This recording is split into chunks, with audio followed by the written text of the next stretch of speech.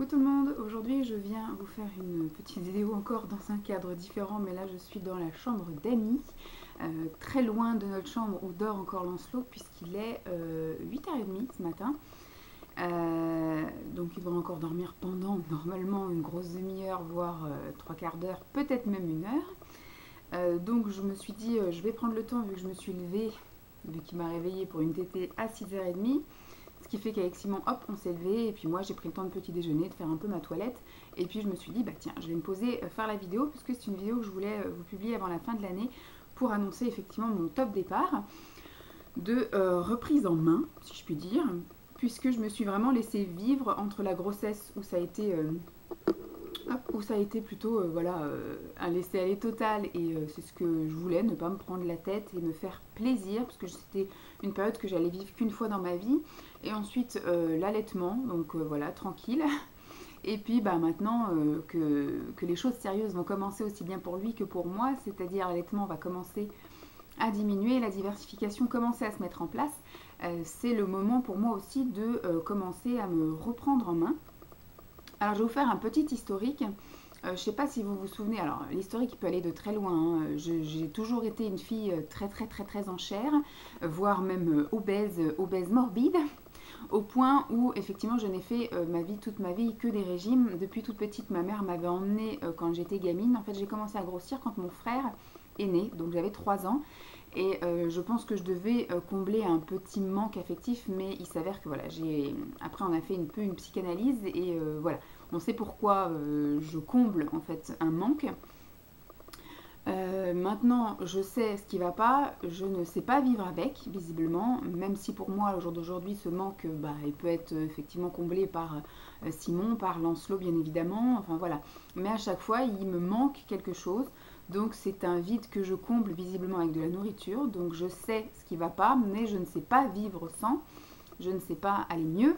Et donc je passe ma vie en fait à craquer et à replonger, à craquer, à replonger. Vaut mieux la nourriture que autre chose, hein, que de l'alcool, que de la drogue et autres. Donc ce qui fait que toute ma vie n'a été faite que de régime depuis toute petite. Donc je vous ai dit, ma mère dans mon enfance m'avait emmenée à l'hôpital pour avoir un suivi en fait, parce qu'on pensait que j'avais un problème de thyroïde. Et donc voilà, c'est pas ça. Et donc j'ai été suivie une bonne partie de ma vie et à chaque fois ça a été des périodes où c'était très restrictif et des périodes où j'ai été un petit peu l'anarchie. Et jusqu'à encore l'année dernière, c'était le cas. Donc j'ai eu des périodes où quand j'étais au chômage, etc., et ben, ou même des périodes de stress au travail font que je craque aussi avec de la nourriture. Et quand je craque avec de la nourriture, c'est effectivement des cochonneries sucrées, c'est-à-dire beaucoup de gâteaux, de chocolat, de crêpes, de viennoiseries, etc. Et j'étais montée, donc le plus haut que je suis montée, je crois que c'est 125 kg, je fais 1m72, voilà, 1m72, et donc j'étais montée à 125 kg, donc j'ai subi une sleeve. Et avec cette sleeve, ça m'a permis de perdre une cinquantaine, 45-50 kg. Enfin, j'ai réussi à descendre jusqu'à 65, mais là j'étais vraiment anorexique, pas jolie.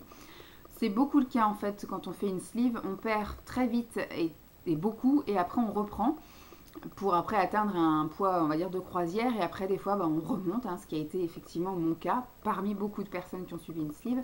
Donc j'étais descendue en 1 an et demi à 65 kg, mais on voyait tous mes os, enfin c'était vraiment pas joli du tout. Et après j'ai mangé normalement, pas au niveau des quantités, mais au niveau effectivement des qualités, etc.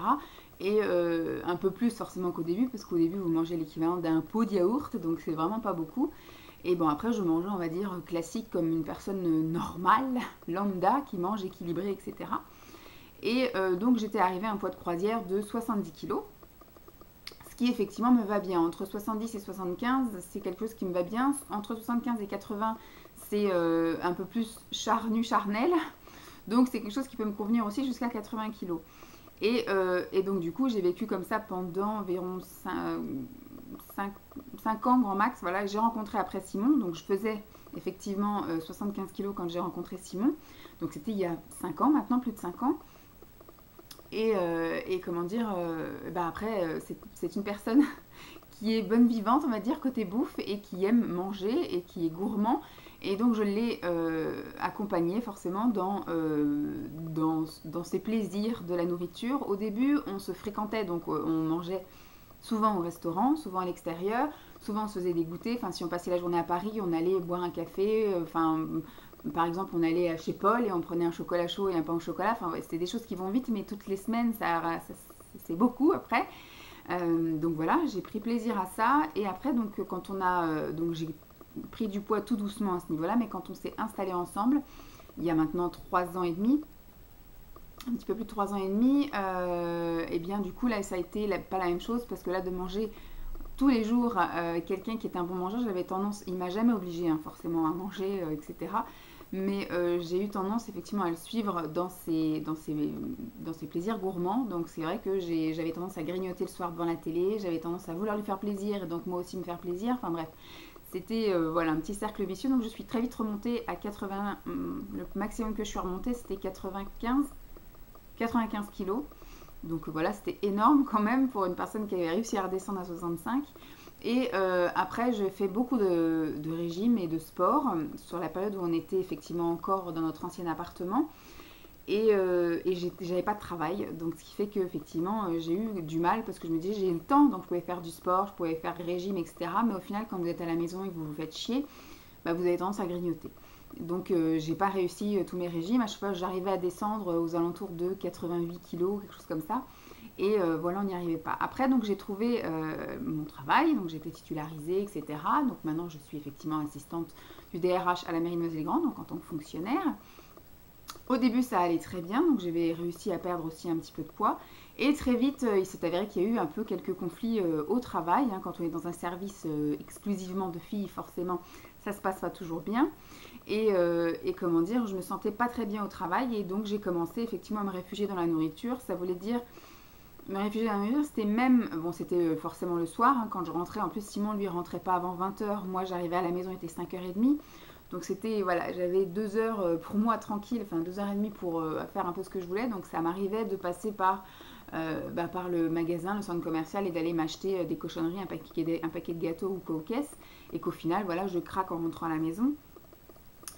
Et, et ça passait aussi le midi, c'est-à-dire que le midi, vu que je ne mangeais plus avec personne, je mangeais toute seule, j'allais souvent à la boulangerie et je me prenais, bon c'était sandwich au crudité thon, donc ça c'est équilibré, mais je prenais effectivement après pain au chocolat, enfin voilà. Donc tous les jours, c'était pas top génial. En général, je me faisais aussi un goûter le matin et un goûter l'après-midi au bureau. Donc, c'était un petit peu le grand n'importe quoi. Donc, je suis encore très vite remontée. Je crois que là, j'ai dû remonter à 92 kilos, quelque chose comme ça. Et ça, c'était l'hiver de l'année dernière. Enfin, pas l'année dernière, de l'année d'avant. Et là, ça a été la petite goutte d'eau qui a fait déborder le vase. Et j'avais pris comme bonne résolution au mois de janvier de faire régime et de me reprendre en main en fait, puisque du coup j'avais un objectif de tomber enceinte en fin d'année 2018, enfin en fin d'année 2018, en fin d'année 2017 je veux dire, pour avoir un enfant en 2018. Et donc voilà, il fallait que début 2017 je perde un peu de poids et que je me muscle surtout pour supporter une grossesse en fait, tant le mal de dos, etc. Et donc, ce qui fait que dès le mois de janvier, je me suis reprise en main et j'ai été donc faire mes séances de piscine. J'ai fait un régime pas très restrictif, je mangeais de la soupe et des salades en boîte. Donc voilà, au boulot au moins j'amenais ce qu'il fallait pour plusieurs semaines. Donc c'était des sachets Knorr ou je sais plus quoi. Enfin des trucs solubles en fait que vous mettez la poudre, la soupe en poudre et après vous avez juste à mettre une bouilloire. J'avoue que j'ai quand même fait aussi quelques petites substituts de repas et gâteaux, gerlinéa, etc. si j'avais besoin de craquer le matin et l'après-midi. Et j'allais donc à la piscine qui était juste à côté de mon travail. Il y a une piscine, donc j'ai fait séance piscine de janvier jusque à peu près fin mai. Jusque fin mai, parce qu'après, quand les beaux jours arrivent, en général les mômes vont à la piscine aussi et vous ne pouvez plus nager, vous faites du slalom entre les enfants et c'est relou, voilà. Donc à partir du mois de juin, je me suis inscrite en salle de sport et là du coup c'était top. Puisque j'allais à des horaires qui n'étaient pas un peu tout, enfin qui n'étaient pas. Je partais de mon travail à 5h15, j'étais à 5h30 à la salle, donc je faisais du sport jusqu'à 7h. Et franchement, c'est là les gens commencent à arriver vers 6h30. Donc au moment où moi j'allais sous la douche, les gens, eux, arrivaient pour aller faire du sport alors que moi j'en partais. Donc c'était cool. Donc j'étais donc arrivée, je crois, comme je vous ai dit, aux alentours de 92 kilos. Et j'ai réussi à perdre en septembre, je faisais plus que 88 kilos. Et je suis tombée enceinte en octobre. Je suis tombée enceinte en octobre 2017. Je faisais donc 88 kilos. J'ai très vite arrêté le sport en fait. J'ai fait quelques petites séances piscine à droite et à gauche, mais très vite ça m'a gonflé en fait. J'étais très vite fatiguée et très vite pas motivée, pas envie. J'avais envie de me la couler douce. J'étais voilà. Pourtant j'avais tout prévu. Hein, j'avais acheté. Du coup j'avais l'intention moi en hiver de retourner à la piscine puisque pas d'enfants à la piscine. Moins de gens du coup, c'est quand il fait beau tout le monde va à la piscine, mais quand il fait pas beau les gens ont un peu plus la flemme. Donc j'avais acheté un maillot de bain de grossesse et tout, et au final j'ai dû y aller peut-être 4-5 fois. Je crois que j'avais pris 5 entrées. Donc voilà, j'ai pas fait grand chose finalement. Et puis au niveau bouffe, voilà, je continuais à finir mes salades en boîte et mes soupes que j'avais donc au bureau, mais après j'ai commencé à un peu plus aller à la boulangerie, racheter des sandwichs crudités thon, etc. Et puis après, j'ai eu des petits soucis de santé, je suis tombée malade et autres. Et donc à partir du mois de... Alors j'ai été arrêtée tout le mois de février et après je suis revenue travailler en mars et après j'ai été arrêtée à partir du mois d'avril. Donc j'ai été en fait arrêtée à partir de 6 mois de grossesse, on va dire. Donc ça fait que j'étais à la maison. Donc à la maison, voilà, c'était beaucoup plus facile de manger autre que des soupes en sachet et des salades en boîte. Donc voilà, je finissais les plats de la veille ou je me faisais des plats, etc. Et en fin de grossesse, c'était encore plus difficile de me restreindre au niveau de mes envies. Donc je me faisais un McDo une fois par semaine. Le caissier du drive me connaissait bien, me demandait comment allait bébé. Donc voilà. C'est pour vous dire, pour qu'un caissier du McDo vous reconnaisse, c'est que vous y allez souvent. Donc j'y allais une fois par semaine. J'essayais quand même un peu de me limiter, mais sinon voilà, je me faisais mes petits plaisirs, etc. J'ai mangé beaucoup de chips aussi, en fin de grossesse, surtout en fin de grossesse que j'ai craqué. Et donc ce qui fait que une semaine avant mon accouchement, je suis allée donc chez la sage-femme pour le bilan de contrôle et je faisais 108 kilos. Donc j'avais pris 20 kilos pour ma grossesse. Voilà. Donc je faisais 108 kilos. Bon, je m'en fous moi, hein. Je suis montée jusqu'à 125. Je vous dis, j'ai pas... Voilà, j'ai l'habitude, j'ai un corps qui est déjà très déformé, de la peau très distendue, des vergetures partout sur le corps, donc c'était pas, voilà, c'est tant pis. Après, voilà, on peut pas s'habiller comme on veut, on est, voilà. Et bizarrement, je vous le raconterai après, mais je me sens bien même avec mon corps pas très, un peu difforme, voilà. Donc enceinte, bon, moi j'ai pas très bien aimé être enceinte, mais bon, voilà, physiquement ça allait à peu près, j'ai toujours réussi à trouver à m'habiller, même des soutifs ou des trucs comme ça, voilà. Ensuite j'ai accouché, je vous avouerai que les trois premiers mois on en a mais alors rien à foutre de la bouffe, en tout cas moi, de faire du sport, etc. C'était pas mon délire, moi en plus j'allaitais, donc j'allaite toujours, donc ce qui fait que peu importe, moi je mangeais ce que j'avais envie de manger, en plus j'avais besoin aussi de réconfort, la fatigue, les contrariétés, de tout de rien, on a eu des problèmes... voilà, on a eu 3 dégâts des eaux depuis le mois de septembre. Lancelot est né au mois de juillet, le 30 juillet.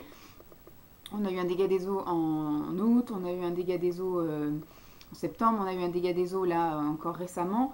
Enfin bref, que des merdes. Donc ce qui fait que c'est voilà, c'est galère. Et j'ai perdu ma grosse de lit.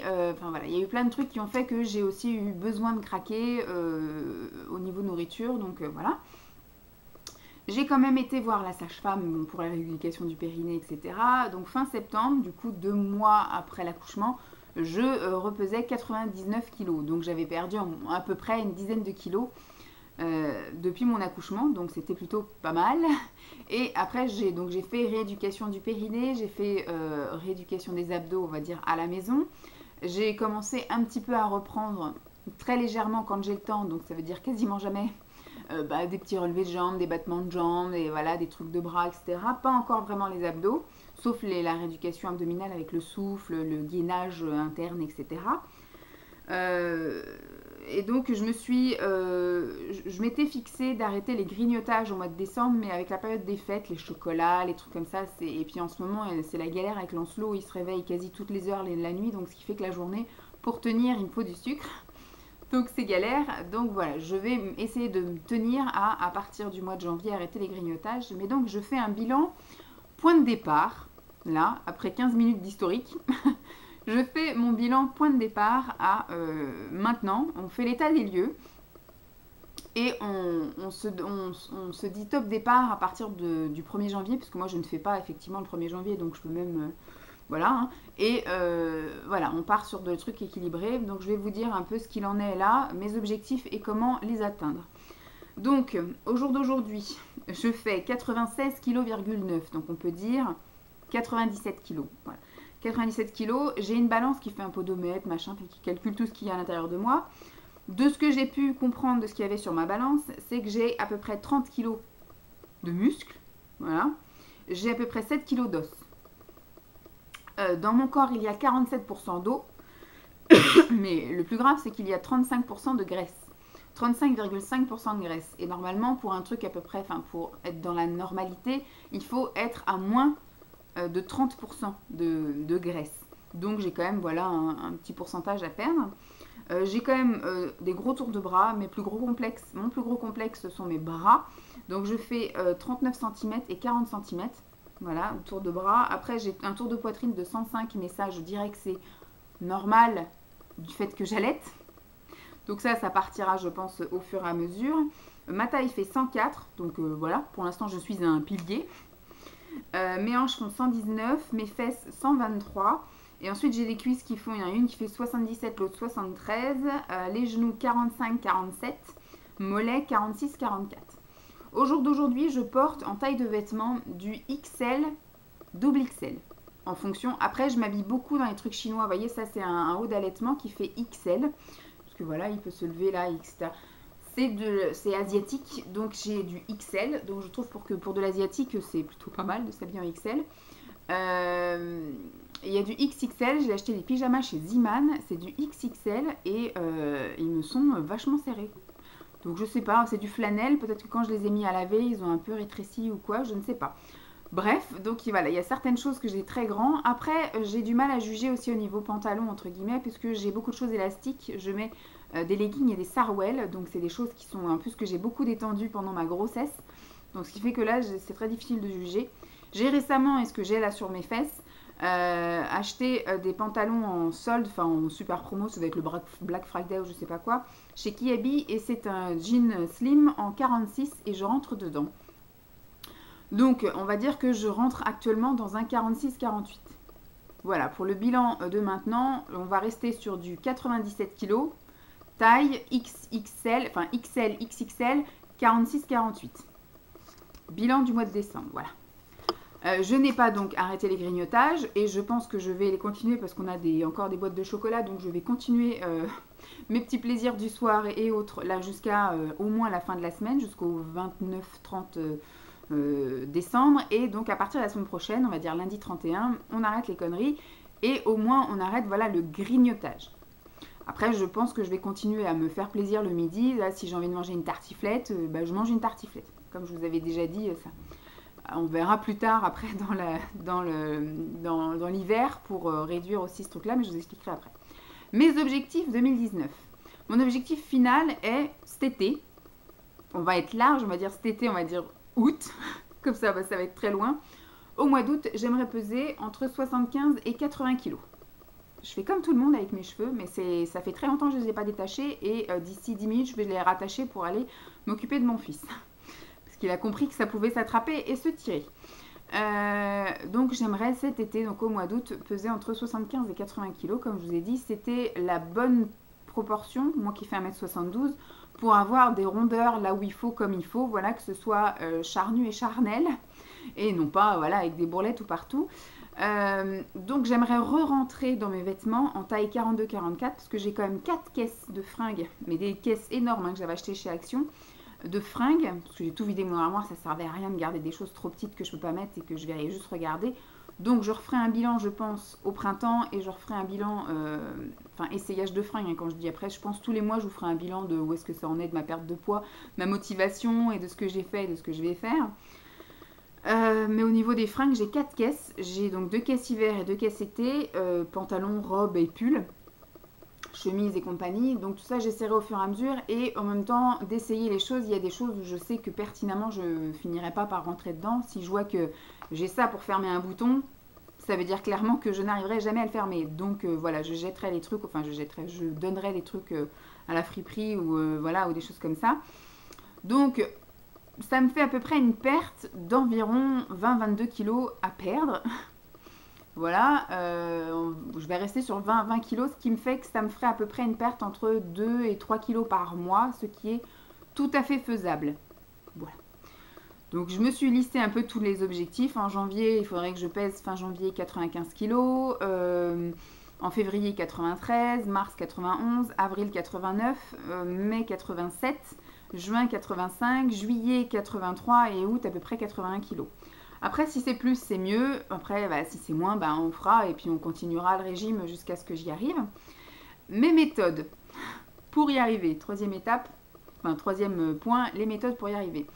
Ça va être, je pense, plus ou moins facile, c'est ce que je me dis. Le plus compliqué va être la reprise du sport. Bon, déjà, le plus compliqué va être au mois de janvier, parce que le mois de janvier est encore un mois où je vais allaiter exclusivement encore mon fils. Donc, je n'ai pas de restrictions alimentaires, entre guillemets, puisqu'il ne mange pas comme nous. Donc, ce qui fait que mon objectif de janvier va être celui que j'avais pour le mois de décembre et que je n'ai pas tenu, d'arrêter les grignotages. Donc, tout ce qui est les petits chocolats, les machins. Après, je vais continuer à me faire plaisir au petit déjeuner. Je verrai pour une collation le matin, s'il me laisse le temps, parce qu'en général, c'est ça, c'est vu que j'ai faim, vu que je petit déjeune à 7 h le matin, je ne peux pas tenir jusqu'à 14 h, c'est pas possible. Donc, ce qui fait qu'en général, sur les coups de 10h30, 11 h, bah, je me fais une collation et je prends un peu ce qui passe. Là, ce qu'il faudrait, c'est que je m'astreigne à manger soit un produit laitier, soit un fruit, avec du thé ou une tisane. Le midi, je me fais plaisir également, sans forcément que ce soit l'orgie McDo tous les midis, forcément. L'après-midi, il faudrait aussi que je me fasse une collation, parce que je peux pas manger à 14 h et remanger à 8 h, c'est pas possible. Mais par contre, il faudrait, comme je vous dis, que je me restreigne encore en ne prenant que laitage et fruits et tisane. Et ensuite, bah, le soir, pareil, essayer de manger léger. Et voilà, si j'ai envie d'une tartiflette, la manger plutôt le midi plutôt que de la manger le soir.